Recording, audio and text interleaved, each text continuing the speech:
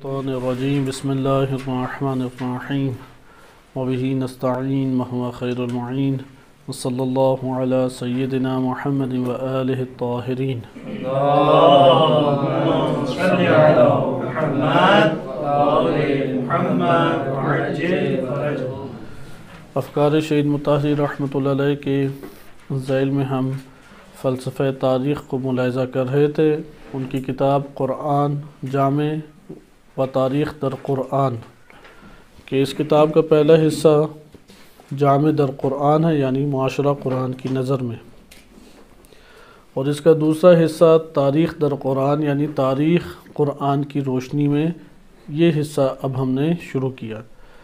اس حصے میں تاریخ کے کلیات کے اوپر شہید رحمۃ اللہ علیہ نے پہلے بحث کی ہے، اور کلیات کے بعد پھر مختلف نظریات مطرح کیے ہیں غربی مفکرین کے، کیونکہ فلسفہ تاریخ کے ضمن میں شہید رحمۃ اللہ علیہ نے جب اس کا معنی اور اس کی اقسام واضح کر دیں تو اس کے بعد زیادہ ان کا مناقشہ وہ غربی مفکرین کے ساتھ ہے۔ غرب نے ہسٹری میں، تاریخ میں، جامع شناسی یعنی سوشیالوجی اور پولیٹیکل سائنس یعنی سیاسیات، ان میں بہت ایک طویل عرصے سے کام کیا ہے اور مسلمانوں سے عملی میدان میں بہت آگے ہیں، کیونکہ سوسائٹی بنائی، حکومت بنائی، اور چند صدیوں کے اوپر اب ان کی محیط ہو چکی ہے، تجربہ ان کے پاس ایک انفرادی طور پر موجود ہے۔ تاریخ کا جس پہلو کو شہید نے ذکر کیا ہے وہ معاشرے سے مربوط ہے، انسان کی عملی زندگی سے مربوط ہے، اس لیے تاریخ کا ایک معنی تک پہنچانا چاہتے ہیں شہید، اور اس کے بعد پھر اس کے اثرات جو معاشرے پہ پڑتے ہیں اس کو انہوں نے ذکر کیا۔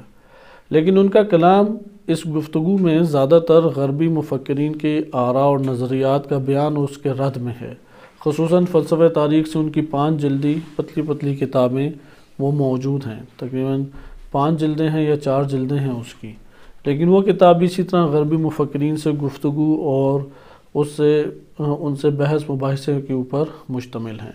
ہم اس کی اساس اور بنیاد کو پہلے سمجھتے ہیں، کیونکہ یہ اساس اور بنیاد اگر ہم اچھے طریقے سے سمجھ لیں تو ہمارے لیے تجزیہ تحلیل آسان ہو جائے گا، مگر یہ کہ اگر ذہن سوچے اس اعتبار سے، یہ بہت مہم ہے کہ معلومات کی حد تک یا وقتی طور پہ غور و فکر کر کے ہم ایک چیز کو حاصل کر لیتے ہیں، لیکن عملی زندگی میں اس کے اوپر غور نہیں کرتے، بالخصوص ائمہ اطہار علیہ السلام کے دور اور ان کی شخصیات کے اوپر بالکل اس انداز سے غور نہیں کرتے، اور شہید نے یہی المیہ تاریخ کے دامن میں بیان کیا ہے۔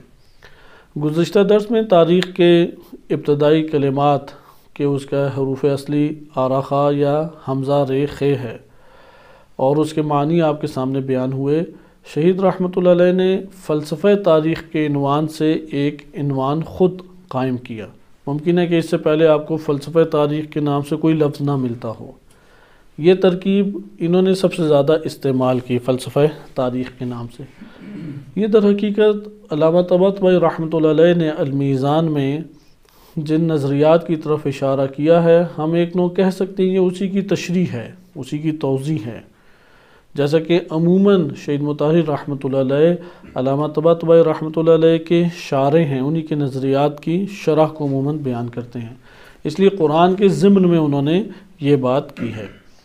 آئیں اب ہم اسے آگے دیکھتے ہیں۔ ہم نے ایک کلمہ پڑھا کہ فلسفہ تاریخ سے کیا مراد ہے، یعنی فلسفہ شدنہائے در طول تاریخ۔ اس کلمے کو آج ہم اچھے طریقے سے حل کریں گے، یعنی طول تاریخ میں شدنہا جو برپا ہوئے حوادث اور واقعات، اس کو انہوں نے اس کے فلسفے کو فلسفہ تاریخ کا ہے۔ فلسفہ شدنہائے در طول تاریخ، طول تاریخ میں جو حوادث اور واقعات برپا ہوئے ہیں ان کے فلسفے کو کیا نام دیا؟ وہ فلسفہ تاریخ دیا۔ اس کے ہم ابھی جن صفحات کو پڑھنے کی کوشش ہوگی کہ آج ہم اس کے ایک اہم حصے کو ختم کر لیں، تو اسی کا جو اس موضوع کا دوسرا حصہ شہید نے شروع کیا ہے، اس میں انواع تاریخ بیان کی ہیں اور اس میں 3 معنی ذکر کیے ہیں، ادھر زیادہ تفصیل سے بیان کیا ہے کہ ہمارے پیش نظر کون سا معنی ہے، لیکن آپ کی خدمت میں صرف ایک اشارتاً ذکر کیا جاتا ہے۔ ایک دفعہ تاریخ بے معنی تاریخ نقلی ہے، یعنی نقل قول، حوادث جو تاریخ میں برپا ہوئے تھے صرف اس کو نقل کیا جاتا ہے، اور یعنی اس کو انہوں نے نام دیا کہ بودن، واقعات ہوئے تھے، اشخاص گزرے تھے یا اس طرح سے تھا۔ ہر ایک قبیلہ، ہر ایک خاندان، ہر کائنات کی اشیاء جو ہیں اس کی ایک تاریخ اس طور پہ رقم ہو سکتی ہے۔ آج کل تو بہت سارے اس طور پہ ڈپارٹمنٹ بنے ہوئے ہیں، حتیٰ کہ اب تو مریضوں کی بھی ایک فائل بنتی ہے، اس کی پرانی ہسٹری اور تاریخ سے اس کی آئندہ آنے والی یا حالیہ زندگی کے مسائل کا اندازہ لگاتے ہیں، یا دیگر اسی طرح سے امور ہیں کہ ہر شعبے میں اب تاریخ کی ضرورت اس عنوان سے پیش آ رہی ہے کہ گزشتہ کیا تھا اس کا۔ لیکن وہاں پہ جب بھی یہ دیگر شعبہ جات میں جاتا ہے وہاں پہ صرف نقل قول کی حیثیت سے نہیں جاتا۔ ہمارے یہاں افسوس کی چیز یہ ہے کہ بالخصوص تاریخ اسلام میں وہ نقل قول کی حیثیت سے تاریخ لکھی گئی۔ مثلا نبی صلی اللہ علیہ وسلم کے اوپر ابتدائی جو سیرت کی کتابیں ہیں وہ سیرت ابن ابی اسحاق ہے، سیرت ابن ابی ہشام ہے، یا سیرت اسحاق ہے غالباً، ابن ابی اسحاق نہیں، سیرت اسحاق یا اس طرح کچھ نام ہے کہ پہلی تاریخ شمار ہوتی ہے، یا تاریخ ابن ہشام ہے، قدیمی ترین تاریخ میں سے ہے، یا اسی طرح تاریخ طبری ہے، یا اگر ہم کہہ سکیں الطبقات الکبریٰ میں بہت سارے امور ذکر ہیں، یا انہی امور میں سے ایک ہمارے پاس تاریخ کا جو حصہ ہے وہ احادیث کے اندر آ جاتا ہے۔ آپ ان سب کو دیکھیں تو یہاں پہ نقل ہے واقعات کا، اور وہ واقعات کا نقل بھی اس طور پہ کہ ایک شخص کے ساتھ اس طریقے سے ہوا، یا ایک شخص کے نے یہ فلاں امور انجام دیے، بس اس سے بڑھ کر کچھ بھی نہیں ہے۔ لہذا آپ ملاحظہ کر رہے ہیں کہ تاریخ، نقل تاریخ میں کیا ہے؟ صرف حوادث کا بیان کرنا۔ شہید رحمۃ اللہ علیہ فرماتے ہیں کہ اگر اس اعتبار سے تاریخ کو دیکھا جائے اس کے اندر بہت سارے نقصانات ہیں۔ 4 انہوں نے اساسی طور پہ امور بیان کیے ہیں جس کے اوپر نقد کی ہے، تنقید کی ہے۔ مثلا ابھی آپ تشیع میں دیکھیں، پہلی کتاب ہمارے پاس سیرت اہل بیت علیہ السلام کے موضوع پہ کون سی ہے؟ کتاب الارشاد، شیخ مفید رحمۃ اللہ علیہ کی۔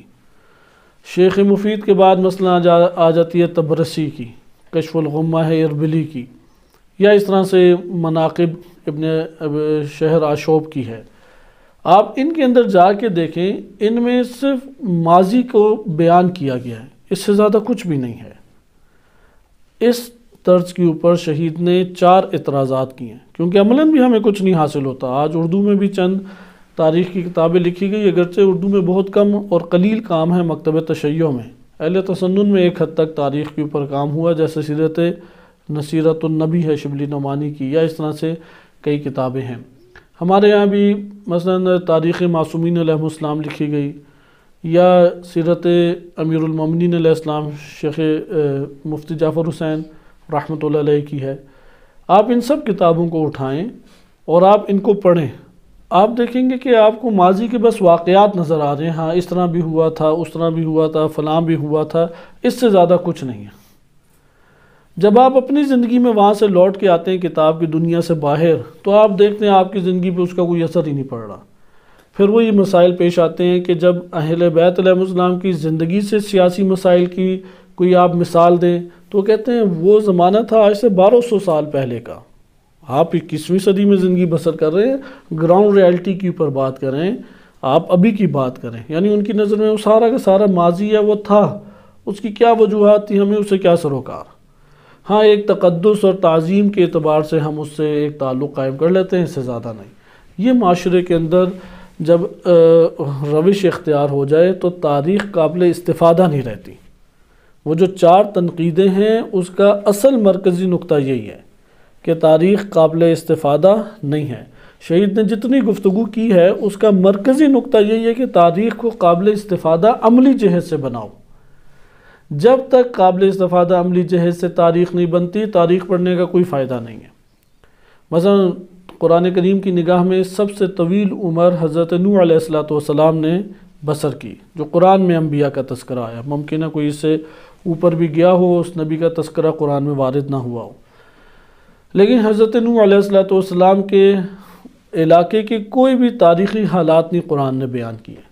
یعنی اس جہت سے قرآن نے نہیں بیان کیا کیسے وہ لوگ زندگی بسر کرتے تھے، عموماً یہ ہوتا ہے انسان کے اندر ایک جستجو ہوتی ہے کہ وہ جانے کہ یار اگلا کیا کھاتا پیتا ہے، اگلا رہتا کیسے ہے، ان کے ہاں میل ملاپ کے کیا طریقہ کار ہیں، ان کے گھر کیسا ہے۔ یہ رغبت انسانوں میں عموماً اسے کہتے ہیں تجسس کی کیفیت انسانوں میں ہوتی ہے۔ تو وہ تجسس کی کیفیت کی وجہ سے بہت ساری چیزیں وہ بیٹھ کے پڑھتے ہیں تاریخ میں، ایک تجسس کی کیفیت کو ختم کرنے کے لیے۔ مثلا تصویر البم لوگوں نے بنائی ہوتی ہیں پرانے دور کی، یا پرانی اپنی تصویریں اکٹھے کرتے ہیں، اپنے آباء و اجداد کی چیزیں اکٹھی کریں گے تاکہ اس سے ان کا دور ایک تازہ ہو، بس اس سے زیادہ کچھ نہیں ہے۔ یہ ہے تجسس، یا ایک ہے تعلق، قلبی تعلق، اس کو آباد کرنے کے لیے عمل انجام دیتے ہیں۔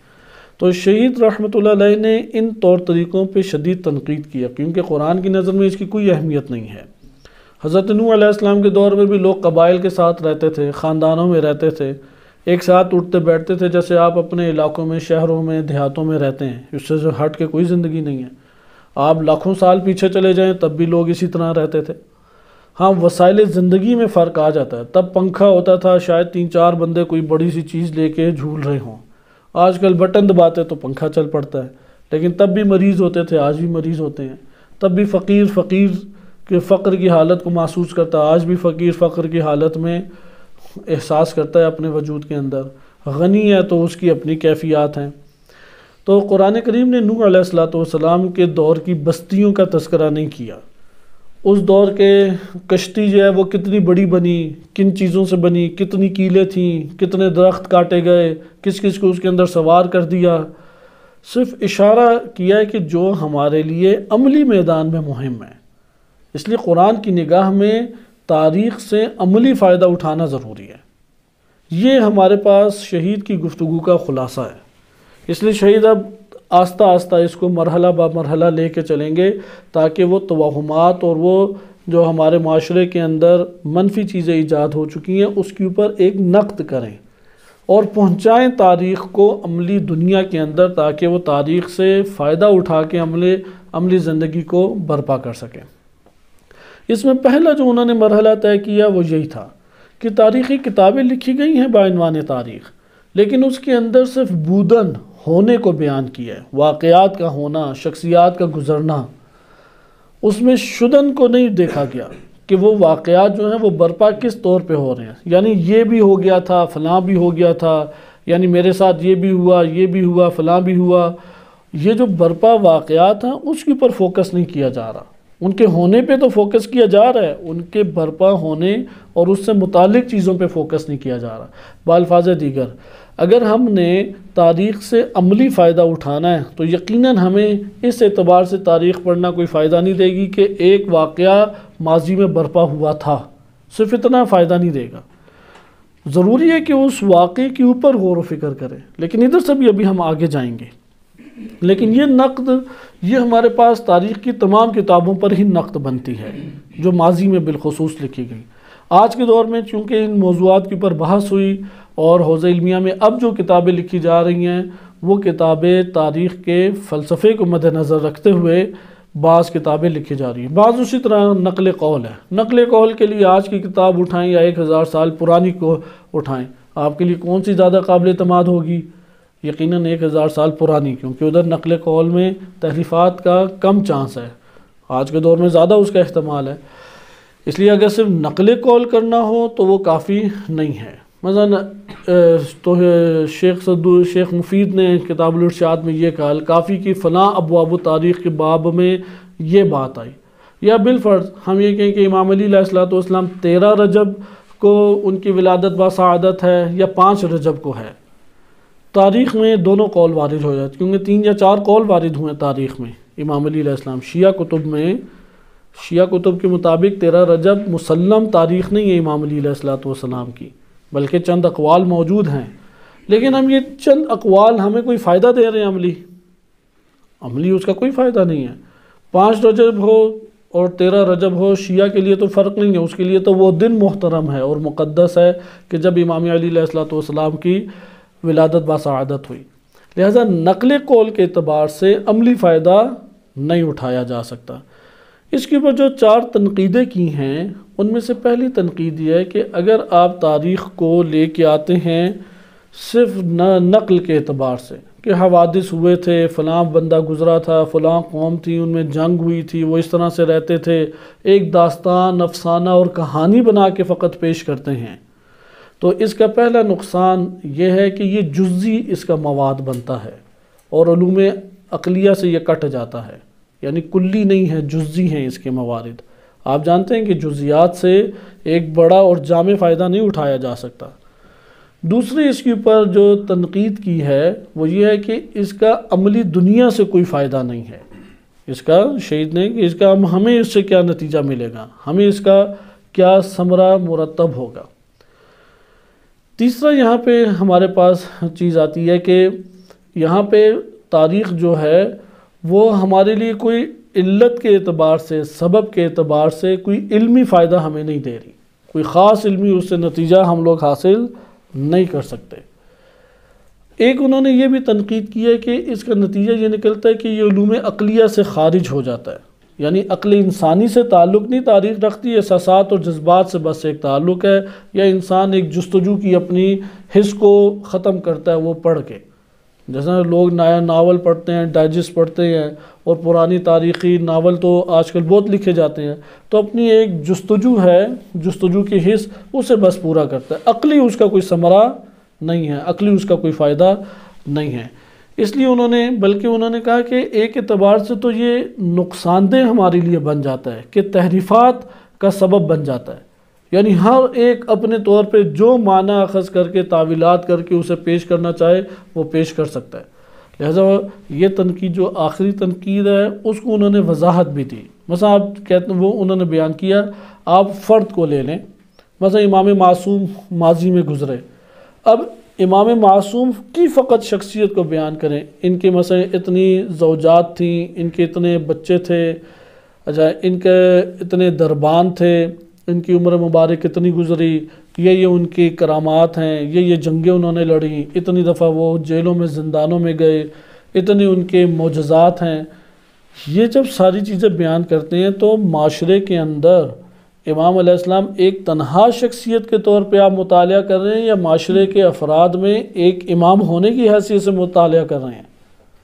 ایک تنہا شخص ہیں، اس کا معاشرے سے جس کا کوئی ربط ہی نہیں ہے، اور یہی المیہ ہمارے ہاں پایا جاتا ہے کہ جب اس نے امام کی شخصیت کو ہی معاشرے سے کاٹ کے پڑھا اور اس کا امام ہی معاشرے سے کٹا ہوا اور معاشرے کے مسائل سے کاملاً جدا ہے، تو پھر وہ خود کیسے معاشرے کا ایک حصہ بن سکتا ہے؟ وہ کیسے معاشرے کے اندر ایک رول پلے کرنے کے اعتبار سے یا کردار ادا کرنے کے حوالے سے وہ اپنے آپ کو متحرک کر سکتا ہے؟ وہ اپنے آپ کو ایک کٹائی ہوئی شخصیت کے طور پہ سائڈ پہ لے جائے گا۔ اور اس کی بنیادی وجہ یہی ہے کہ ہمارے ہاں جب حوزاجات علمیہ میں یہ علم مفقود پایا گیا۔ آپ آج کے دور میں بھی دیکھیں، ہر بندہ اپنا وظیفہ کیا سمجھتا ہے؟ وہ دین کے اعتبار سے وظیفہ سمجھتا ہے کہ امام کے فضائل بیان کیے جائیں، معجزات بیان کیے جائیں اور لوگوں کو جوش میں لایا جائے، ختم، بس میری اس سے بڑھ کر کچھ بھی نہیں ہے جو ذمہ داری ہے۔ اور گھر بار جو چلانا ہے، ہاں بقیہ چیزیں میرے گھر بار کے لیے ضروری ہیں، آج کل خطابت بھی گھر بار کے لیے ضروری قرار پا گئی ہے، تو وہ ہمارے معاشرے کے اندر ایک تمرینی طور پہ زیادہ اس کے پروگرام ہونے لگ گئے ہیں، کیونکہ انسان اپنے آپ کو جب معاشرے کے کردار سے ہٹ کے اپنے آپ کو دیکھے گا یا امام معصوم کا جائزہ لے گا تو اس میں وہ پورے معاشرے کا حقیقت میں نقصان کرتا ہے۔ تو ہم نے جو تاریخ پڑھی ہے اس کے نقصانات میں سے ایک نقصان یہی ہے کہ اس میں امام کی شخصیت کو پورے معاشرے سے کاٹ کے بیان کیا ہے، امام کی شخصیت کو ان کے وظیفوں سے کاٹ کے ہم نے ملاحظہ کیا ہے، تو اس کا اب نتیجہ کیا نکلتا ہے؟ ہر کوئی اپنی فیلڈ، اپنے من مانے مطلب اور اپنے ہی طور پہ داستانوں کو نکال کے لوگوں کے سامنے بیان کر دیتا ہے۔ جیسے آج کے دور میں مثلا امام علی علیہ السلام نے مرحب کے اوپر ضرب لگائی، اور رسول اللہ صلی اللہ علیہ وسلم کا یہ فرمان کتب میں آئے کہ لَضَرْبَةُ عَلِيٍّ أَفْضَلُ مِنْ عِبَادَةِ الثَّقَلَيْنِ، کہ علی علیہ السلام کی ایک ضربت ثقلین کی عبادت سے افضل ہے۔ اب آپ یہ دیکھیں کہ اب پورے معاشرے سے کٹ کے اس کو بیان کیا گیا، تو ذاکر نے اپنا معنی لیا، خطیب نے اپنا معنی لیا، ملنگ نے اپنا معنی لیا، اور پھر پتہ نہیں کیا کیا اس میں داستانیں اپنی ایجاد کی، کیونکہ معاشرے سے بالکل کٹ کے بیان کیا۔ اب کوئی آ کے اسے معاشرے کے دامن میں بیان کرے وہ بات قابل قبول ہی نہیں ہوتی، حتیٰ علماء کے لیے قابل قبول نہیں۔ اس لیے آج کے دور میں یہ تفکر حوزہ جات علمیہ میں ہی پایا گیا کہ طالب علم کا سیاست سے تعلق نہیں ہونا چاہیے، اجتماعی دنیا سے تعلق نہیں ہونا چاہیے، سیاسی امور میں اسے کسی قسم کی مداخلت نہیں کرنی چاہیے، تمام کے تمام امور سے کنارہ کش ہو کے وہ پڑھے، یعنی ہر چیز سے وہ کٹ جائے۔ اور پھر امام کا چہرہ بھی اسی طرح سے بیان کیا جاتا ہے۔ شہید اس فکر کے اوپر شدت سے تنقید کرتے ہیں کہ یہ در حقیقت تحریف کا سبب ہے ائمہ اہل بیت علیہ السلام کی زندگانی میں۔ اب آپ ادھر قصیدے دیکھیں، وہ بھی اسی طرح ہیں، وہ ہوائی قصیدے جسے کہتے ہیں، جس کا عملی زندگی میں معاشرے کے اندر ایک امامت کا کردار ادا کرنے والی ہستی سے کوئی تعلق نہیں بنتا۔ اور اسی طریقے سے آپ آئیں، وہ فضائل اور وہ واقعات جو معاشرے کے اندر عام کیے جاتے ہیں وہ ایک خیالی تصور کو جنم دیتے ہیں۔ اسی طرح رسومات ہیں، پھر وہ ایجاد کی جاتی ہیں، وہ خیالی تصورات کو جنم دیتی ہیں، اس سے بڑھ کر کچھ بھی نہیں ہے۔ شہید رحمۃ اللہ علیہ اس بات کے اوپر شدید تاکید کرتے ہیں کہ امام کو معاشرے کے افراد کے ہمراہ اور ان کے وظائف امامت کے ہمراہ ملاحظہ کیا جائے، اور اس مضمون پہ احادیث بھی ہمارے پاس ہیں۔ بہرحال اس کے بعد وہ آ جاتے ہیں کہ ہمارے پاس فرد کے اعتبار سے تاریخ ہم مطالعہ نہیں کریں گے۔ یہ تو انہوں نے ذکر کی کہ فرد کے اعتبار سے بھی ہم تاریخ کو مطالعہ کر سکتے ہیں، لیکن فرد کے اعتبار سے نہیں مطالعہ کریں گے۔ بس تاریخ کا پہلا معنی کیا ہو گیا؟ نقلی معنی، نقل قول۔ دوسرا جو معنی ہے تاریخ کا، وہ تاریخ کا معنی ہے کہ تاریخ کے اندر جتنے معاشرے گزرے ہیں ان معاشروں کے اوپر قوانین اللہ سبحانہ وتعالیٰ کے حاکم رہے ہیں۔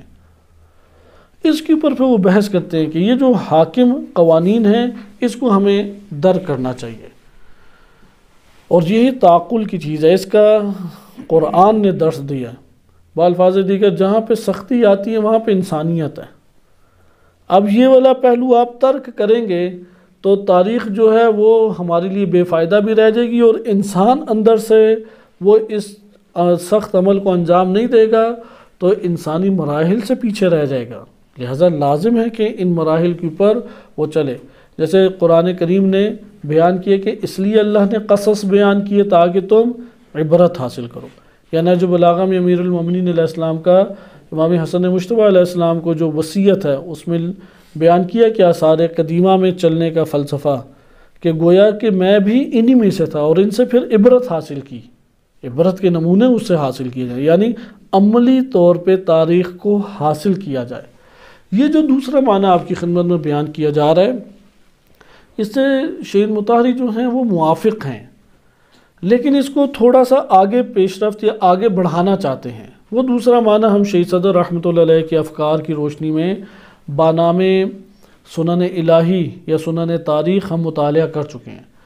مثلا اس کائنات کے اندر ہر شے اللہ کے قانون کے تابع ہے، ہر شے، حتیٰ کہ ایک ذرہ ایٹم جو دکھائی نہیں دیتا وہ بھی اللہ کے قانون کے تابع ہے۔ اس میں الیکٹران ہے، پروٹون ہے، نیوکلیس ہے، وہ اپنے مدار میں گردش کرتے ہیں۔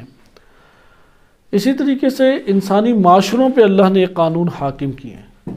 ان معاشروں کے اوپر جو قانون حاکم ہیں یہ بھی دو صورتوں میں تقسیم ہیں، اور یہ ہمیں تاریخ میں نظر بھی آتے ہیں۔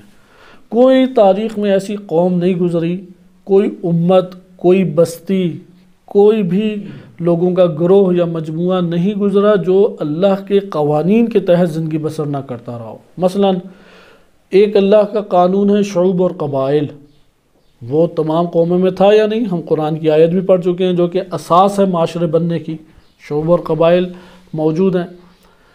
اسی طریقے سے ہم نے ایک اور قانون پڑھا تاریخ کے آئینے میں کہ لوگ جو ہیں وہ اجتماعی زندگی بسر کرتے تھے، تنہا زندگیاں نہیں بسر کرتے تھے، ایک ساتھ معاشرے میں رہتے تھے۔ اللہ تعالیٰ نے ایک دوسرے کا محتاج بنا دیا، قانون بنائے انسانی معاشروں کے لیے، محتاج ہے انسان۔ مثلا میں بعض افراد کا محتاج ہوں، بعض افراد میرے محتاج ہوں گے، ہم میں سے ہر بندے کا یہی حال ہے۔ وہ بعض چیزوں میں خود مختار اور بعض چیزوں میں محتاج ہے۔ مثلا گھر بنانا ہے تو اب ہم مٹی کے، سیمنٹ کے اور دیگر اوزار کے بھی محتاج ہیں، مزدور کے بھی محتاج ہیں، جس نے زمین کی ساری تقسیم بندی کی ہے اس محکمے کے بھی محتاج ہیں.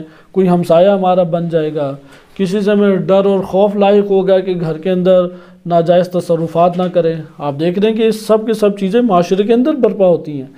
اس تصرف کرنے کا آخر کس نے قدرت دی؟ اللہ تعالیٰ نے دی. ہمسایہ کو ہمسایہ کس نے قرار دیا؟ اللہ تعالیٰ نے قرار دیا. یہ قانون ہیں جو معاشرے کے اندر کے قانون ہیں. ان سب سے بحث کرتا ہے سوشیالوجی. سوشیالوجی آج کے دور میں آپ پڑھیں تو وہ در حقیقت اللہ کے ان قوانین کو بیان کرتا ہے کہ جو معاشرے کے اوپر حاکم ہیں. لیکن ہم جب ادھر قوانین کہہ رہے ہیں تو یہ مراد نہیں ہے. ممکن ہے کہ ابتدا میں شہید رحمۃ اللہ علیہ کی باتوں سے ہم ان قوانین کو بھی شامل کر لیں، لیکن ہم جب سنن الہی کے نام سے قوانین کہتے ہیں تو اس سے مراد وہ قوانین ہیں کہ جو انسان کو سعادت اور انسان کو نجات تک پہنچا دیں، یا وہ قوانین کہ جو انسان کو ہلاکت اور بربادی تک پہنچا دیں. یعنی اللہ کی طرف سے قانون ہے، اس قانون کا سبب آپ ہیں. ایک معاشرہ جو قدم بڑھائے گا، مثلا ہم اپنے وطن عزیز پاکستان کی مثال لیتے ہیں. آپ اپنے وطن عزیز کے اوپر غور کریں. وہاں پہ سوچا جاتا ہے، بعض لوگ سوچتے ہیں کہ اگر مارشل لا لگ جائے سارے مسائل حل ہو جائیں گے، سب حکمرانوں کو پھانسی پہ لٹکا دیں سارے کے سارے مسائل حل ہو جائیں گے. اور لوگوں کو بڑی یہ اچھی باتیں بھی لگتی ہیں. اور بعض سمجھتے ہیں کہ جیلوں کے اندر بھر کے بند کر دیں، انہیں ذہنی ٹارچر کیا جائے، جسمانی ٹارچر کیا جائے، ٹھیک ہو جائیں گے. جبکہ تاریخ بتاتی ہے کہ یہ سب طریقے باطل طریقے ہیں. جس جگہ کے اوپر بیجا ٹارچر، بیجا تشدد ہوتا ہے، وہاں پہ خوف ختم ہو جاتا ہے اس کا. جیسے جب جنگ کے حالات ایک جگہ پیدا ہوتے ہیں تو پہلا بم برستا ہے تو بڑا خوف پیدا ہوتا ہے. پھر جب 10-20 بم برس جاتے ہیں تو ان کے لیے عادی بات ہوتی ہے، وہ برستے بھی رہیں، وہ کھاتے پیتے رہیں گے، سو جائیں گے. یہ عام افراد اسی طرح سے آپ جنگی علاقوں میں چلے جائیں، ایک ہفتہ آپ کا سخت گزرے گا، اس کے بعد آپ کو پرواہ بھی نہیں ہوگی گولی چل رہی یا نہیں چل رہی. جب لگے گی تو مر جائیں گے، تو اس سے پہلے پریشان کیوں ہوں؟ جیسے آج کل نہیں سوچتے ہیں ہم بیٹھے ہوئے ہیں یار موت آئے گی تو ٹھیک ہے دیکھیں گے، ورنہ موت پیچھے پڑی ہوئی ہے. گولی تو ہر ایک کے پیچھے چلی ہوئی ہے، وہ کب لگنی ہے یہ نہیں پتہ. تو انسان اب کہتا ہے کہ یار وہ تو چلی ہوئی ہے، ٹھیک ہے میں کتنا بھاگوں اس سے، یہ مجھ سے نہیں عمل اتنے ہوتے، وہ لگ جائے گی تو مر جائیں گے، پھر مریں گے تو دیکھیں گے. تو یہی حال ہوتا ہے کہ انسان جو ہے وہ جب قوانین سے ہٹ کے زندگی بسر کرتا ہے غفلتوں میں جاتا ہے، غلط طریقے اختیار کرتا ہے. غلط طریقوں میں معاشرہ دب جاتا ہے، معاشرے کا نقصان ہوتا ہے. ہمارے وطن عزیز میں اصل مشکل اسی کی ہے. جیسے ابھی بینک، مرکزی بینک جو ہے فروخت ہو گیا، پوری قوم آرام سے بیٹھی ہے. اس کی بنیادی وجہ کیا ہے؟ کیونکہ قوم پہلی عادی ہو چکی ہے کہ گورنمنٹ سے کچھ نہیں لینا. گورنمنٹ تو کچھ دیتی نہیں ہے انہیں کہ کس سے انہوں نے لینا. تحفظ بھی اپنا ہی کرنا پڑتا ہے. جس کو جان کا خطرہ ہے اس نے گارڈ رکھے ہوئے ہیں، جس کو جان کا خطرہ ہے اس نے روابط قائم کیے ہوئے ہیں، اسلحہ اپنا خود رکھا ہوا ہے، اسے توقع ہی نہیں ہے اداری صورت میں. وہ ایک اپنے طور پہ احتجاج کر دیتے ہیں. بجلی کا انہیں ٹینشن ہی نہیں ہے، وہ بجلی پہلے فروخت ہو جائے مسئلہ ہی نہیں ہے، کیونکہ بجلی پہلے آتی کون سی تھی؟ اپنے جنریٹر لگائے ہوئے ہیں. گیس کون سی آتی تھی؟ پہلے سلنڈر رکھے ہوئے ہیں. اچھا اسی طرح ہسپتالوں کی پر کوئی نہیں بولتے، وہ دیسی علاج ہی کرتے ہیں، ہسپتالوں تک پہنچتی نہیں ہے بات. تو اس لیے قوم کو کچھ بھی نہیں ہوا کہ وہ فروخت کر دیا انہوں نے. وائلہ ایک بہت بڑی ذلت ہے ایک قوم کے لیے کہ اس قوم کے مالیات کا فیصلہ وہ بھی ہزاروں کلومیٹر دور ایک ریاست میں بیٹھے ہوئے استعماری اور شیطانی دماغ کریں. ایک قوم کی ذلت ہے. اور اس کی پھر تعویلات، توجیحات، وہ جو کمیٹی بنائی ہے جی، وہ کمیٹی تو حکومت ہی وہ معین کرے گی نا. اس کمیٹی میں تو ہمارے بندے ہیں، پھر ہمارے بندے ہیں وہ چیزیں رکھیں گے، ان سے تقاضا کریں گے. اگر اتنے بندے مخلص ہوتے تو یہ نوبت آتی. پھر وہ الزام ڈالے تھے نہیں یہ تو سب پہلے والوں کا کیا کہ دھرتا ہے. اور کرپشن کس ادارے میں نہیں ہے؟ ہر ادارے کے اندر کرپشن در کرپشن ہے. کسی کو مروانا ہو پاکستان میں کوئی مسئلہ ہے، جب آرمی چیف ہی محفوظ نہیں رہتے تو پھر کون محفوظ رہ سکتے ہیں؟ ان سب کی وجوہات کیا ہے؟ تاریخ کے دامن میں عملی فائدہ نہ اٹھانا. وہ دیکھیں کہ تاریخ کے دامن میں کیا ہے. جذبات کے ساتھ یا انسان جو ہے وہ ظالمانہ طور طریقوں کے ساتھ اگر قدم اٹھائے اس سے کوئی نتیجہ نہیں نکلتا، اس سے بددلی پھیلتی ہے. ریاست اصل میں ٹوٹتی ظلم و ستم سے ہے. نہ کہ ریاست ٹوٹتی ہے کہ آپ ملحدانہ نظریات کو نشر و اشاعت آپ کریں اور اس کے بعد آپ اپنے صرف مالیات کے ذریعے سے جوڑنا شروع کر دیں۔ یہ جو فکری انحطاط ہے، فکری تنزلی ہے، اور نمبر 2 ظلم و ستم ہے، یہ ایک ریاست کو توڑ دیتا ہے۔ ہمارے پاس موجودہ ہی صدی میں بڑی بڑی تاریخیں ہیں، مثلا ہٹلر کو دیکھیں آپ، ابھی بھی اگر یوٹیوب پہ کلپ دیکھیں ہٹلر کی فوج کا، اس کا اختتام نظر نہیں آتا، اتنی بڑی فوج ہے اس کی، اور وہ اپنے ہمسایہ ممالک پہ بھی قبضہ نہیں کر سکا صحیح طریقے سے۔ جرمنی وہ چھوٹا سا رہ گیا، پوری دنیا پہ قبضے کے لیے اٹھا تھا، اور اس کے پاس جو اس وقت اسلحہ موجود تھا پوری دنیا میں کہیں پہ بھی نہیں تھا۔ یہ ان ایام میں امریکہ نے بھی ایٹم بم بنا لیا، لیکن آپ دیکھیں امریکہ نے ایٹم بم برسا کے کیا حکومت قائم کر لی؟ حکومت جاپان پہ قائم اس کی نہیں ہوئی۔ ویتنام وہ غریبوں کی طرح رہتے تھے، ان کے پاس تو چاقو بھی مارنے کے لیے نہیں تھے، انہوں نے امریکہ کے سب سے زیادہ بندے ادھر قتل ہوئے۔ آئے وہ سمجھ رہے تھے ہم آدھے گھنٹے یا چند گھنٹوں میں پورا ویتنام قبضے میں لے لیں گے، وہاں پہ وہ جنگل ہی نہیں پار کر سکے، ایک جنگل کہ کجا یہ کہ ملک کے اوپر حملہ کرتے۔ ظلم و ستم کی راہ سے ہمیں پتہ لگ گیا کہ کوئی کسی قوم میں قبضے نہیں ہوتے، کسی جگہ پہ بھی مسائل ظلم و ستم سے حل نہیں ہوتے، مزید وہ مسائل بگڑتے چلے جاتے ہیں۔ آپ ظلم و ستم کریں گے، اگلے کے اندر اور بغاوت اور سرکشی کو پیدا کریں گے، وہاں پہ دب جائے گا، وہ آپ کے سامنے مر جائے گا، وہ مرے گا 10 اور کھڑے ہوں گے، 10 کو ماریں گے 100 کھڑے ہو جائیں گے، 100 کو ماریں گے 1000 ہو جائیں گے۔ اس کا علاج یہ نہیں ہے۔ لہذا علاج کیا ہے؟ علاج تربیت ہے۔ تاریخ نے ہمیں بتایا انبیاء علیہ السلام نے سخت وقت کاٹا، انہوں نے اس میں دشواریاں کاٹی۔ اگر سخت وقت اور دشواریاں نہ کاٹی جائیں یا قانون کو حاکم کریں، اگر ہم کہیں کہ نہیں بھائی پولیس ہے، فوج ہے، عدالت ہے، ایجنسی ہے، یہ تو کسی قانون کے تابع نہیں رہیں گی، جیسے آج کل ایجنسیاں وہ اغوا کر لیتی ہیں، بس وہ کسی نے نہیں پوچھنا، پھر سمجھتے ہیں بڑے مومن بھی ہم رہیں گے۔ آخر اس ایجنسی والے نے مرنا بھی ہے، وہ چند دنوں بعد ہی مر جائے گا، پھر اس کی ہمیشہ کی عاقبت برباد۔ اس کی اس عمل سے نہ پاکستان کے مسائل حل ہونے اور نہ کچھ اور ہونا ہے، وہ چند ٹکے اس نے حاصل کرنے اور کچھ بھی اسے حاصل نہیں ہونا۔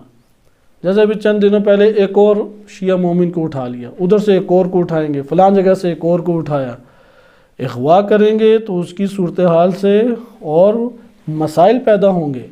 اگر ان کو کوئی خطرہ ہے بارڈر کو مضبوط کریں، بارڈر پہ مضبوط کریں تو وہاں پہ جان لگتی ہے، وہاں پہ پیسہ لگتا ہے، وہاں پہ نظم برپا کرنا پڑتا ہے، یہ کام ان کے لیے مشکل ہے۔ اسلحے کو قابو کریں، پاکستان میں کوئی قابو نہیں کرتا۔ قانون کو برپا کریں، عدالت میں کھڑا کریں، کوئی قانون ہی نہیں اصلاً بنایا ہوا۔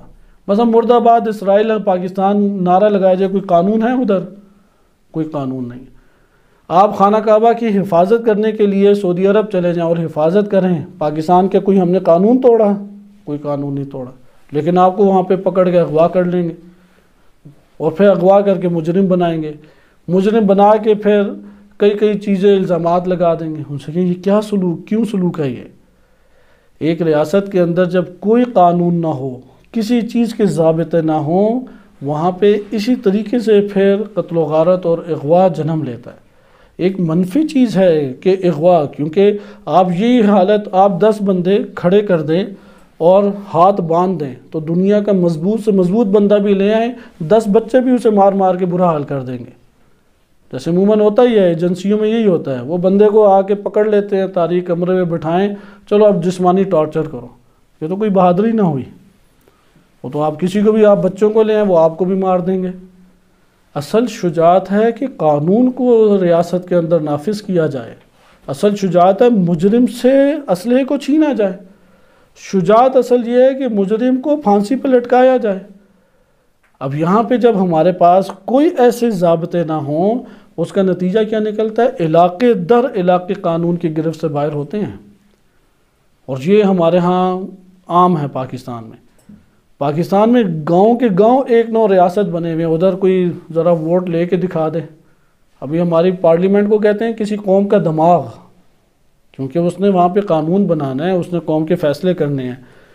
ہمارے یہاں کون سے دماغ آتے ہیں؟ نہ قل هو اللہ آتی ہے، نہ بسم اللہ آتی ہے، نہ الف ب آتی ہے، اور بڑے وہ پھر ہنستے کہے لگاتے ہوئے اس کے کلپ بھی بناتے ہیں۔ یہ دماغ تو ہمارے ادھر پارلیمنٹ میں بیٹھے ہوئے ہیں۔ لہذا آپ نے ملاحظہ کیا کہ تاریخ ہمیں یہاں پہ بتاتی ہے کہ کیسے ریاستیں ٹوٹیں، کتنی بڑی بڑی حکومتیں تھیں، کتنے بڑے بڑے فوجی جرنیل آئے کہ اس سطح کا جرنیل ہمارے پاس ممکن ہے کہ نہ ہو، کتنی بڑی بڑی انہوں نے جنگیں لڑی، کتنی بڑی بڑی انہوں نے ترقیاں کیں، ان کی ریاستیں ٹوٹ گئیں، ان کے اندر سخت ترین انتشارات پیدا ہو گئے۔ لیکن وہ چھوٹی چھوٹی ریاستیں کامیاب ہو گئیں جہاں قانون کی بالادستی تھی، جہاں پہ قانون اس مقدار کی حد تک تو تھا کہ اسلحے کو لے لیں، اس مقدار کی حد تک تو تھا کہ لوگوں کا دفاع کیا جائے، لوگوں کی غربت کا علاج کیا جائے، لوگوں کے منافع جات کے اسباب پیدا کیے جائیں۔ یہ تو سیکولر حکومتیں ہمارے پاس بیٹھی ہیں۔ جیسے یورپ کے ممالک آپ دیکھیں کتنے ہیں، وہ چھوٹے چھوٹے ممالک ہیں، لیکن ان ممالک نے ایک ٹھانی بھی ہے کہ اپنی ریاست کے اندر قانون کی بالادستی کرنی ہے اور رفاع عامہ ادھر پہنچانا ہے۔ ہم لوگ ایک یہ بھی کام نہیں کر سکتے۔ لہذا اس کا یہ نتیجہ نکلا کہ اگر قوموں کا مطالعہ کریں، قوموں کے اندر اللہ کے قوانین حاکم ہیں، ان قوانین کے نتیجے میں یہ نتائج نکلیں گے، نہ یہ کہ آپ یہ کہیں گے فلاں یہ عمل کیوں انجام دیا، چلو اب مدارس ختم کر دیں، اب مساجد ختم کر دیں، اب اسکولوں میں یہ کر دیں، اب فلاں جگہ یہ کر دیں، اب اغوا کا سلسلہ شروع کر دیں۔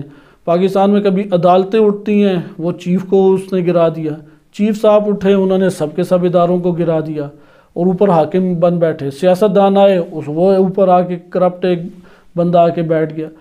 یہ سارے کے سارے مسائل کیوں ہیں؟ ان مسائل کی وجہ قوانین الہیہ کے اعتبار سے آپ کا خود سبب پیدا کرنا ہے۔ قومی طور پہ یہ سبب پیدا ہوتا ہے، ایک دو فرد یہ کام نہیں کرتے، یہ قومی طور پہ۔ مثلا اگر ایک قوم میں بگٹی پیدا ہوتا ہے تو یہاں پہ یہ سوال اٹھائیں کہ کیوں اس قوم کے اندر اس جیسی شخصیت اور کردار کا مالک وہ ایک قوم کے اوپر حاکم بن بیٹھا، کہ اس کو آج ختم کرنا مشکل بن گیا۔ کیوں ایک مذہب کے نام پہ، جہاد کے نام پہ ایک گروہ وہ اسلحہ لے کے دندناتا پھرتا ہے اور ہر جگہ پہ قتل و غارت کرتا ہے، بچے ہوں، خواتین ہوں، مارکیٹ ہو، مسجد ہو، مدرسہ ہو، ہر جگہ پہ وہ آ کے قتل و غارت پہ چاہتا ہے۔ اس کے لیے نہ قرآن کا تقدس ہے، نہ اللہ کے نام کا تقدس، نہ کوئی اللہ کے گھر کا تقدس، وہ ہر جگہ پہ افراتفری میں چاہتا ہے۔ کیوں ہمارے ملک میں ایک ایسا گروہ بن گیا؟ اس کے پیچھے اسباب ہیں، اس کی وجوہات ہیں، قانون الہی تو جاری ہو کے رہتا ہے۔ لہذا یہاں پہ شہید مطہر رحمۃ اللہ علیہ فرماتے ہیں کہ آپ تاریخ کو اٹھائیں، قانون کو ملاحظہ کریں، قانون حاکم ہے۔ اگر انہوں نے عذاب والے امور انجام دیے، عذاب الہی آئے گا۔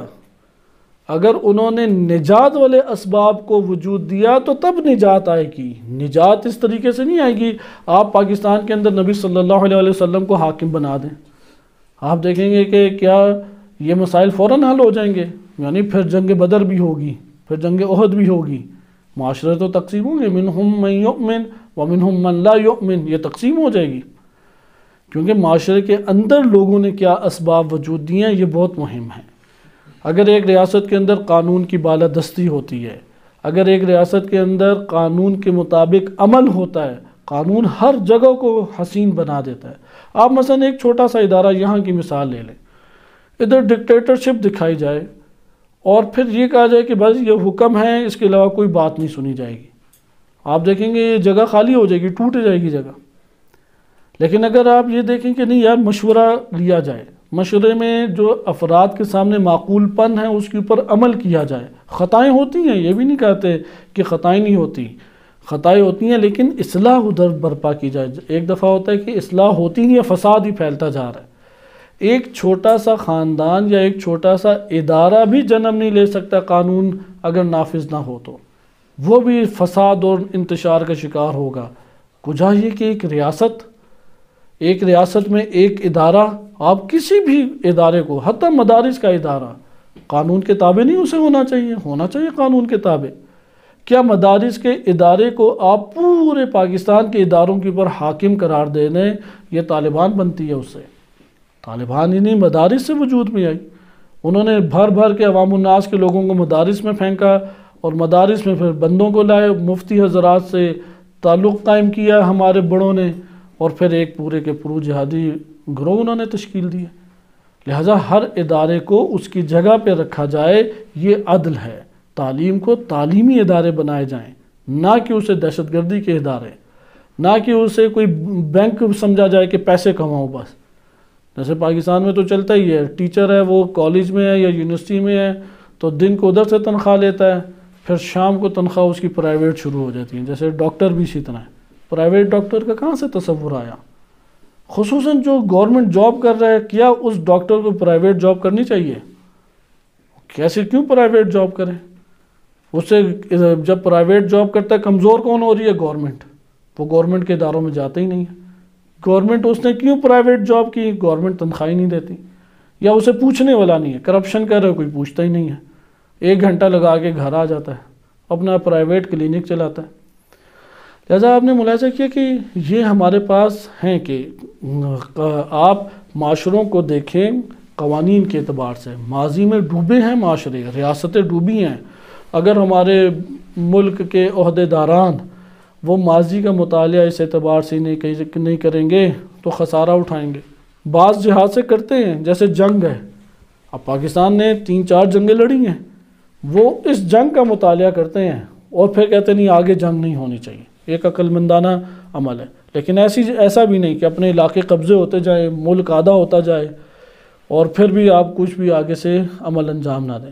لیکن پھر بھی جنگ ابتدا میں اسلام جنگ کا، لشکر کا یا ایک سرکشی کا درس نہیں دیتا. مکتب تشیع میں تو ویسی اس کی کوئی بنیاد اور اساس موجود نہیں ہے کہ آپ کلاشنکوف پکڑ کے آپ کسی کو اپنے زیر لے آئیں اور وہاں پہ اپنا ایک مثلا سکہ گاڑ دیں یا اجارہ داری شروع کر دیں. کوئی ایسا تصور موجود نہیں ہے. اس لیے شیعہ علاقوں سے کسی سنی علاقے کو کوئی خطرہ نہیں ہوتا.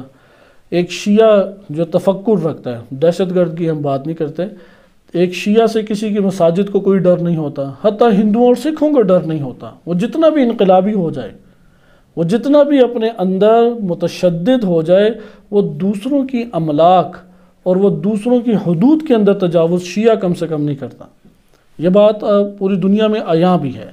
خلاصہ کلام یہاں پہ جو مراد ہے کہ شہید رحمۃ اللہ علیہ نے یہ بات بیان کرنا چاہیے کہ تاریخ کو پڑھیں کہ اس قوم کے یہ حوادث کیوں رونما ہوئے. مثلا آپ اگر جرمنی میں دیکھیں اور ہٹلر کی فوج دیکھیں، ہٹلر کو اپنی فوج پہ بڑا ناز تھا. وہ ایک اشارہ کرتا تھا اور لاکھوں افراد ہوتے تھے، ہزاروں نہیں، لاکھوں افراد کا مجمع ہوتا تھا. آپ ایک دفعہ ہٹلر کی فوج دیکھ لیں تو حیران ہو جائیں گے. یعنی اس کی تعداد جتنے تو ممالک میں آبادی نہیں تھی. وہ فوجی خالی پیدل چلے جاتے تو ملک آزاد ہو جاتے، یعنی قبضے میں ان کے آ جاتے بعض ممالک. اور وہ اس کے خودکشی اسے کرنے پڑی، ایک نو مارا گیا. وہ دنیا میں کہیں پہ بھی نہیں پہنچ ہی نہیں سکا. دنیا کے دیگر خطوں میں جن جن ممالک پہ قبضے کیے تھے، سب ممالک میں ذلت اور پستی کے ساتھ وہ واپس آیا. لہذا یہ ہمارے پاس ایک، اب یہ جو میں بات بیان کر رہا ہوں، یہ ہمارے پاس ایک حادثہ رونما ہوا یا نہیں؟ اس حادثے کا یہ نتیجہ کیوں نکلا، اس کا مطالعہ کریں ہم. اگر اس حادثے کا جو یہ نتیجہ نکلا اس کا مطالعہ نہیں کریں گے اور صرف تاریخ پڑھ کے بس متاثر ہو جائیں، اور اس کی تو بڑی فوج تھی، پتہ نہیں وہ کیوں ناکام ہو گیا. لیکن اب میں انشاءاللہ ہم بھی ایک فوج بناتے ہیں، وہ ناکام نہیں ہوگی. وہ آپ بناتے رہیں، لشکر نکالتے رہیں، وہ فیل ہوتے رہیں گے، کوئی بھی اس کا فائدہ نہیں. لہٰذا اس کے اوپر مطالعہ کریں، اس کے اسباب کیا تھے، یہ اس کا وجود کا مقصد کیا تھا، کہاں پہ انہوں نے ناکامی حاصل کی، کیوں ایسا ہوا. اچھا، یہ جب مرحلہ طے ہو گیا، یعنی ہمارے پاس معاشروں کے اوپر کتنے قسم کے قوانین ہو گئے؟ 2 قسم کے قوانین. ایک قانون ہے جبراً اس کے ماتحت ہم زندگی بسر کر رہے ہیں ان قوانین کے، ایک نوع ہمارے پاس ہے. وہ قوانین سوشیالوجی کے زمرے میں آتے ہیں، جیسے قبائل ہیں، شعوب ہے. ادھر جبر سے مراد یہ ہے کہ اللہ تعالیٰ نے ہماری فطرت میں، وہی جو جامع شناسی میں ہم نے پڑھا ہے کہ ہم اجتماعی زندگی کو برپا کریں.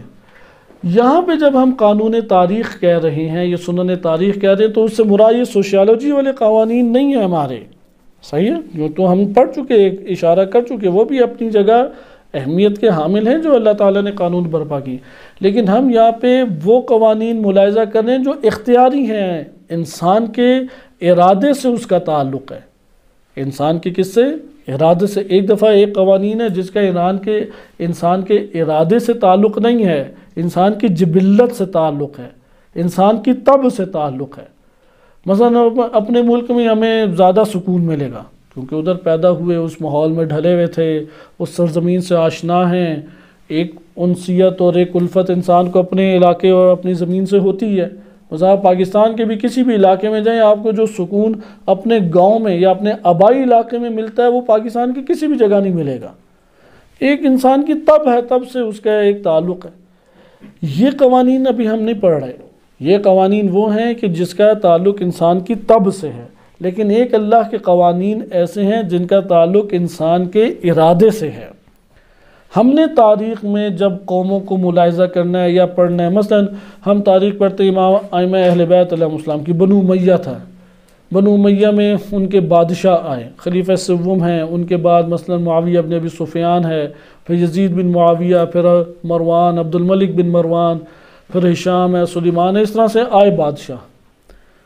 اس وقت ریاست کیسی تھی، ریاست کے مسائل کیا تھے، اگر اصلاً اس کی کوئی خبر ہی نہیں ہے تو اشتباہات بہت زیادہ ہوں گے۔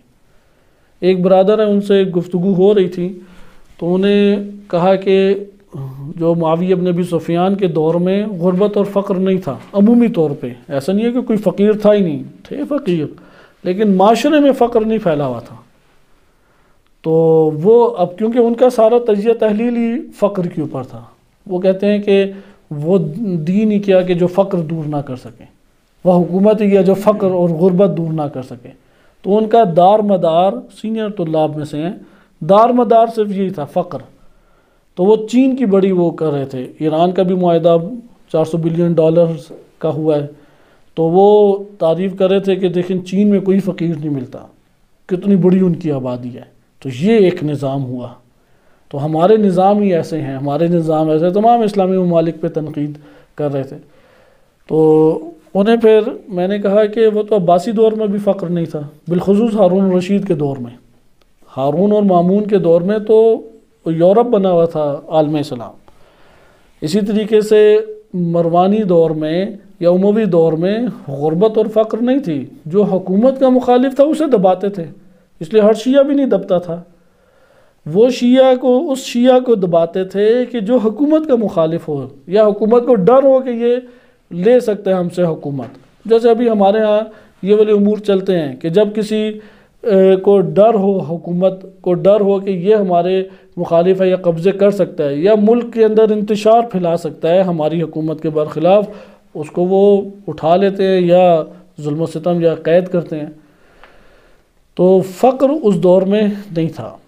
اب یہاں پہ سوال پیدا ہوتا ہے کہ ہم جب اہل بیت علیہ السلام کی زندگانی کا مطالعہ کرتے ہیں تو کیا ہم نے اس اعتبار سے کبھی مطالعہ کیا کہ وہ کس ریاست میں زندگی بسر کرتے تھے، اس ریاست کے مسائل کیا تھے، ان مسائل کے بارے میں اہل بیت علیہ السلام کا موقف کیا تھا؟ اس دور میں ائمہ اہل بیت علیہ السلام جو کہ حقیقی حاکم وقت ہیں اس دور میں، انہوں نے اپنے دور کے لوگوں کے درمیان دین کو نشر کیسے کیا، کن نظریات کو نشر کرتے تھے، دین کے مراسم کیسے اس وقت برپا کیے جاتے تھے، مثلا عزاداری کیسی تھی اس دور میں، کس طرح سے میلاد کے دن منائے جاتے تھے یا تھے بھی یا نہیں تھے، ہم نے کہاں اس کا مطالعہ کیا؟ جب آپ ان چیزوں کا مطالعہ کریں گے تو وہاں سے قوانین کی طرف آپ آئیں گے۔ ایک قانون تو ہے کہ معاشرے اور ممالک بن جاتے ہیں، یہ والے قانون کس سے تعلق رکھتے ہیں؟ انسانی جبلت سے، انسانی فطرت سے۔ یہ ہم پہلے جامع شناسی میں پڑھ چکے۔ ایک قانون وہ ہے کہ جس کا تعلق انسان کے ارادے سے ہے، ہر دور میں اس اعتبار سے پڑھنا چاہیے۔ یہ جب ہم پڑھیں گے تو وہاں پہ ہمارے پاس بعض قوانین آ جائیں گے جن کا تذکرہ آپ کے سامنے انشاءاللہ تعالیٰ آگے آئے گا۔ یہ دوسرا معنی ہو گیا تاریخ کا۔ شہید اس معنی سے راضی ہیں، لیکن وہ کہتے ہیں کہ یہ آپ کو اگر غور کریں عملی فائدہ دے رہا ہے یا صرف ایک نظری اور عقلی فائدہ دے رہا ہے کہ یار یہ قانون بھی تھا، وہ قانون بھی تھا، فلاں قانون بھی تھا۔ تو آپ دیکھیں گے کہ یہ ایک کیا فائدہ دے رہا ہے، ہمیں عقلی فائدہ دے رہا ہے۔ مثلا نوح علیہ السلام کی قوم ساری غرق ہو گئی کیونکہ کفر کیا، اس نے آ کے ہمیں کیا فائدہ دیا ہے؟ ایک عقلی فائدہ، ایک نظری فائدہ۔ شہید کہتے ہیں اسی بات کو اب آپ تیسرے مرحلے میں لے کے جائیں کہ عملی فائدہ دے، اور وہ عملی فائدہ کیا ہے کہ آپ دیکھیں کہ اس قانون کے جاری ہونے کی وجہ سے معاشرے کے اندر کیا کیا تحولات برپا ہوئے، کیا کیا تبدیلیاں برپا ہوئیں، اور اس تبدیلی کو عبرت بنا کے اپنے بھی معاشرے کے اندر برپا کرنے کی کوشش کریں۔ شہید کا فلسفہ تاریخ کے عنوان سے یہ تیسرا معنی مراد ہے۔ تیسرا معنی اس لیے انہوں نے کہا فلسفہ شدنہائے، یہ نہیں کہا کہ شدنہائے تاریخ، وہ جو دوسرا ہے وہ شدنہائے تاریخ ہے کہ یہ واقعات کیوں برپا ہوئے، یہ کیوں عباسی حکومتیں آ گئیں، کیوں امام علی علیہ السلام جو 80% اسلامی ریاست کے اوپر حاکم تھے اور ان کے قبضے قدرت میں تھے امام علی علیہ السلام کے، یہ 80% حصہ ان کے ہاتھ سے کیوں نکل گیا؟ پوری ریاست کی سرکاری فوج امام علی علیہ السلام کے ہاتھ میں، پوری ریاست کا بیت المال امام علی علیہ السلام کے ہاتھ میں، پوری ریاست کی پارلیمنٹ، قومی اسمبلی، دارالامارہ، سارا امام علی علیہ السلام کے ہاتھ میں، یہ سب کا سب امام کے ہاتھ سے کیسے نکل گیا؟ یہ ایک اہم چیز ہے۔ لیکن آپ نے اسباب پڑھ لیے، بالفرض آپ نے اسباب پڑھ کے بڑی اچھی مجالس بھی پڑھ لیں، لوگوں نے بھی بہت پسند کی، کتابیں بھی اب آ گئیں، لکھی گئیں، یہ عقلی اور نظری ہم نے ایک عمل انجام دیا یا عملی عمل انجام دیا؟ ہم نے ایک عقلی اور نظری ہم نے ایک عمل انجام دیا۔ شہید اس کے اوپر اکتفا نہیں کر، وہ کہتے ہیں کہ تاریخ کو کہاں پہنچانا ہے؟ عملی دنیا میں پہنچانا ہے۔ اس لیے وہ کہتے ہیں کہ تیسرے مرحلے میں آپ یہ دیکھو کہ یہ قوانین جب جاری ہوئے تو معاشروں میں کیسا تحول برپا ہوا، معاشروں کے اندر کیسی تبدیلیاں برپا ہو گئیں، معاشروں کے اندر کس طریقے سے نتائج برپا ہوئے، اور ان نتائج سے عبرت حاصل کرتے ہوئے آپ اپنے ریاستوں اور اپنے اداروں میں تبدیلیاں پیدا کرنے کی کوشش کریں۔ یہ تیسرا معنی فلسفہ تاریخ کے عنوان سے ہے۔ اگر اب پہلے دو مطلب وہ کہتے ہیں وہ تنقید سے خالی نہیں رہیں گے، کیونکہ تاریخ عملی جنبہ ہے انسان کی زندگی کا۔ اس لیے تیسرے فلسفہ تاریخ کو ہم دو عناصر سے جوڑ سکتے ہیں۔ ایک ہے کہ قوانین الہیہ جاری ہونے کے بعد معاشرے کے اندر برپا ہونے والے تحولات، برپا ہونے والے تغیرات، برپا ہونے والی تبدیلیاں، ایک یہ ہمارے پاس پہلو آ گیا۔ نمبر دو، اسی عملی پہلو کو آپ اپنی زندگی میں، کیونکہ جب وہ قوانین جاری ہوں گے، آپ ایک دفعہ ہوتے ہیں قوانین نے جاری ہونا ہے، یہ بات علمی ہے، لیکن آپ ایک دفعہ کہتے ہیں قانون جاری ہوا اور قانون کے نتیجے میں مثلا ایک قوم جو باعزت تھی وہ ذلیل اور پست ہو گئی، یا ایک قوم جو زندہ تھی وہ برباد ہو گئی، یا اسی قانون کے جاری ہونے کے نتیجے میں ایک قوم جو ذلت میں تھی وہ عزت پا گئی، جو غلامی کے اندر تھی وہ آزادی پا گئی، جو کرائسس میں تھی وہ کرائسس اور مشکلات سے نکل آئی۔ یہ تحولات عملی ہوئے یا نہیں تاریخ کی دنیا میں؟ عمل کو آپ نے دیکھا نا، آپ صرف جب تک یہ دیکھیں گے یار یہ سبب ہے اور یوں قانون جاری ہوتا ہے، یہ ایک علمی بات ہے، لیکن قانون جاری ہو گیا اور جاری ہو کے یہ نتیجہ نکل آیا، اس کو ملاحظہ کرنا یہ عمل ہے۔ نمبر دو، اس عمل کو اٹھا کے اپنی دنیا کے عمل میں لے آئیں۔ یہ والا کام آج کے دور میں ادارے ایک حد تک کرتے ہیں۔ مثلا جب مریضوں کی ہسٹری بنتی ہے کمپیوٹر میں، اب ہسٹری ہمارے ہاں پاکستان میں بعض جگہوں پہ تو ہے جو تھوڑے اچھے ادارے ہیں میڈیکل کے، وہاں پہ ایک بندے کی ہسٹری بنتی ہے، جب وہ مریض دوبارہ آتا ہے تو اس کی ہسٹری سے فائدہ اٹھاتے ہیں، وہ اس کے لیے ادویات اس کے مطابق وہ تشخیص دیتے ہیں۔ جزوی طور پہ ادارے تو یہ عمل کر رہے ہیں، لیکن یہاں پہ ہماری مراد معاشرے کی سطح ہے، کوئی ادارے نہیں ہیں۔ ادارے جو مجرموں کو پکڑنے والے ادارے ہیں وہ بھی اس بیس کے اوپر عمل کرتے ہیں، مجرم کی ایک فائل بنتی ہے، وہ دیکھتے ہیں کہ اس مجرم کا کیا کردار رہا، اب وہ دوبارہ پکڑا گیا ہے اس کا کیا کردار ہے، اس کے مطابق وہ پھر ججمنٹ کرتے ہیں اور فیصلے کرتے ہیں، وہ تاریخ سے فائدہ اٹھاتے ہیں۔ اس طرح بعض لوگ ہیں کہ بعض اداروں کے اندر کوئی مقام اور منصب دینا ہے، وہ ہسٹری سے فائدہ اٹھاتے ہیں۔ مثلا کس نے چیف آف آرمی سٹاف بننا ہے، اس کی ایک فہرست بنے گی، وہ فہرست والے ہی بنیں گے، اس فہرست میں نام کیسے آئے گا، مثلا وہ کہیں گے اس کی ماضی میں یہ کارکردگی رہی، یہ کارکردگی رہی، یہ فلاں چیز رہی، وہ اس کارکردگی کو اوورآل دیکھیں گے تو پھر وہ ایک نتیجہ نکالتے ہیں۔ ہمارا یہاں پہ مراد اداری حالت میں نہیں ہے، اداروں کے اندر بھی ایک نوع اجتماعی ہوتا ہے، ہماری مراد ہے پورے معاشرے کے اندر۔ آپ پورے معاشرے میں دیکھیں کیا تحول آیا ہے، پورے معاشرے میں کیا تغیر آیا، یہ تحول، تغیر، تبدل یہ ایک عملی چیز ہے۔ نمبر دو، اسی کو اٹھا کے پھر آپ فیصلہ کریں، جیسے اداروں میں لوگ فیصلہ ججمنٹ کر کے جاری کرتے ہیں، تو یہ ہمارے پاس تاریخ سے مراد ہے۔ یہاں پہ آخری نقطہ کہ انشاءاللہ بقیہ ہم اگلے درس میں ملاحظہ کریں گے، کیونکہ تاریخ کے 3 معنی اسے تفصیل سے ذکر کرنا ضروری تھے، اور وہ نقطہ ہے کہ تاریخ آیا عینی مطالعہ ہے یا ذہنی مطالعہ، ایک عنوان باندھا ہے۔ اس کے بعد گفتگو شروع ہو جائے گی نظریاتی، غربی ایک تفکر ہے، اس کا نظریہ ہسٹری کے بارے میں یہ ہے، شہید کہیں گے نہیں یہ نظریہ درست ہے، وہ انشاءاللہ تعالی ایک دلچسپ اور اہم ہمارے پاس موضوع آ جاتا ہے۔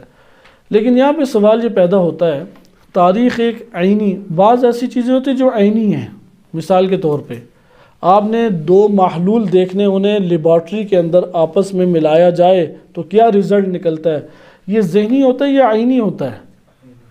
ذہنی مرحلہ تو اس نے طے کر لیا تھیوری بنا کے، لیکن وہ اس کے بعد کہاں لے جائے گا اسے؟ لیبارٹری میں، لیبارٹری میں لے جا کے اسے ٹیسٹ کرے گا، ٹیسٹ کر کے پھر دیکھے گا کہ کیا نتیجہ نکلا ہے۔ آیا تاریخ اسی طرح کی کوئی چیز ہے؟ تو شہید کہتے نہیں، تاریخ کا نہیں اس طرح سے کوئی یعنی مشاہدہ ہو سکتا، تاریخ ایک ذہنی اور عقلی تجزیہ تحلیل سے پڑھی جا سکتی ہے، ذہنی چیز ہے، عقلی چیز ہے، لہٰذا اس کے اوپر انہوں نے گفتگو کی ہے کہ یہ بے صورت عینی قابل تجزیہ و تحلیل و بررسی نیست، یعنی آپ اس کو عینی طور پہ تجزیہ تحلیل تاریخ کو نہیں کر سکتے۔ آپ کیا کر سکتے ہیں؟ کتابیں لائیں گے، کتابوں کے اندر جو واقعات نقل ہوئے ہیں ان کو مطالعہ کریں گے، مطالعہ کرنے کے بعد ذہنی تحلیلات کریں گے۔ وہ ذہنی تحلیلات کیا ہیں کہ جیسا ہم نے پڑھا، قوانین الہیہ کو دیکھیں، وہ جاری ہوئے اس کو دیکھیں، اس کے اسباب دیکھیں، تحولات کو دیکھیں، اور پھر اس سے عبرت حاصل کر کے اپنے آج کے دور میں ججمنٹ کریں اور فیصلہ کریں اور عبرت کے مطابق اس کو جاری کریں۔ لہٰذا تاریخ ایک ذہنی امر ہے، اس کو ایک عینی صورت میں آپ برپا نہیں کر سکتے۔ لیکن سوال یہاں پہ پیدا ہوتا ہے کہ تاریخ کے اندر جو کچھ بھی برپا ہوا، آیا وہ برپا ہونا ایک اتفاق ہے یا اس کا کوئی سبب ہے؟ 2 تفکر ہیں ہمارے پاس۔ ایک تفکر یہ ہے کہ تاریخ کے اندر جو کچھ بھی برپا ہوتا ہے وہ سارے کے سارے اتفاقات ہیں، اس کی کوئی علت اور سبب نہیں ہے۔ اگر ہم اس بات کے قائل ہو جائیں تو کیا تاریخ سے کوئی عملی فائدہ اٹھا سکتے ہیں؟ اب یہ شہید کے آپ نے نظریہ دیکھ لیا، وہ عملی فائدہ اٹھانا چاہتے ہیں، اس لیے ہر اس تفکر کی نفی کریں گے، چاہے وہ عالم اسلام سے اٹھا ہو یا چاہے وہ غرب سے اٹھا ہو، کہ جو عملی ہونے سے اس کو روک دے، اس لیے اس تفکر کی نفی کریں گے۔ اسی طرح دوسری بحث، ان دونوں بحثوں کی تفصیل انشاءاللہ اگلے درس میں آئے گی۔ بس ایک بحث ہے کہ اس کے جو ہے اس معلول، اس کی کوئی علت ہے یا نہیں، کیونکہ واقعہ کیا ہے؟ حادثہ ایک معلول ہے، مثلا کربلا برپا ہوئی، امام حسین علیہ السلام شہید ہوئے، یہ معلول ہے، اس کی کوئی نہ کوئی علت تو ہے۔ اس علت میں ہم ہمیشہ سارا کا سارا الزام یزید کو ڈال دیتے ہیں۔